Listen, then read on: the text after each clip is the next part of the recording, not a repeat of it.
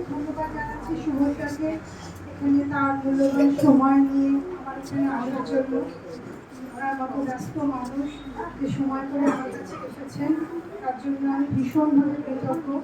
এবং আমার বাচ্চাদের যে সুন্দর সুন্দর গল্পগুলো বলে তাদের মনটা ভালো করলেন তার জন্য আমি আরেকবার মন থেকে ধন্যবাদ জানাই। আর পার্থদাকে তো কিছু বলার নেই, কারণ উনি আমার খুব কাছের মানুষ, আমার বিপ্লবদার বন্ধু, এবং এত ভালো আঁকেন, এত বড় একটা পাবলিশিং হাউস আছে, সব মিলিয়ে আমি আপনাদের কাছে কৃতজ্ঞ। আর উপাসনাদি তো চলে গেলে তাও আমি বলবো ওনার উপস্থিতি আমাকে সত্যি আপ্লুত করেছে।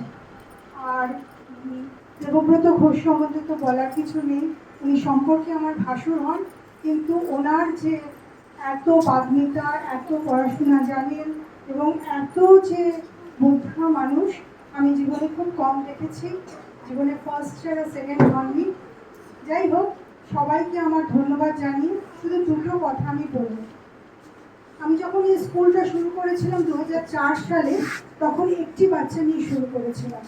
তখন সবাই আশেপাশের লোকজন হাসতেন, আমাকে বলতেন, ম্যাডাম একটি বাচ্চা নিয়ে স্কুল করেছেন, এটা চলবে না। আর এই এত গলির মধ্যে ইংলিশ মিডিয়াম চলবে না, আপনি এটা বাংলা মিডিয়াম করুন, এখানকার লোকজনরা বাংলাটা বেশি সহজ মানে স্বচ্ছন্দ। আমি কিন্তু শুনিনি। একটি বাচ্চা নিয়ে 1 বছর চালিয়েছি। একটাই মনে ইচ্ছে ছিল, ওকে যদি ভালো কোনো একটা স্কুলে ভর্তি করাতে পারি, ওকে দেখে আরো 2 জন আসবে। তার পরের বছর কিন্তু 50 জন বাচ্চা ভর্তি হলো। আজকে বলতে আমার বিভাগে 350 কাছাকাছি বাচ্চা আমার। কোনো অ্যাড করি না, কিছু করি না, শুধু একটাই জিনিস মনে প্রাণে বিশ্বাস করি, যে মায়ের না দূর থেকে আসে, নিউটাউন থেকে আসে, সল্টলেক থেকে আসে, বাগুইহাট থেকে আসে, শুধু মনে প্রাণে একটা জিনিস বিশ্বাস করি, যে মায়ের কোল থেকে বাচ্চাটি আমার কাছে আসছে, আমি তো মা হতে পারবো না, কিন্তু কিছু তো চেষ্টা করি মা হওয়ার। সেই চেষ্টা থেকেই ওদের বুকে আঁকড়ে করে রেখেছি। তা আজকে যেটা আমি সবসময় ভাবি যে ওদের পড়াশোনার চাপটা একটু বেশি, তার কারণ আমার উপর প্রেশার থাকে ওদের ভালো স্কুলে ভর্তি করানো।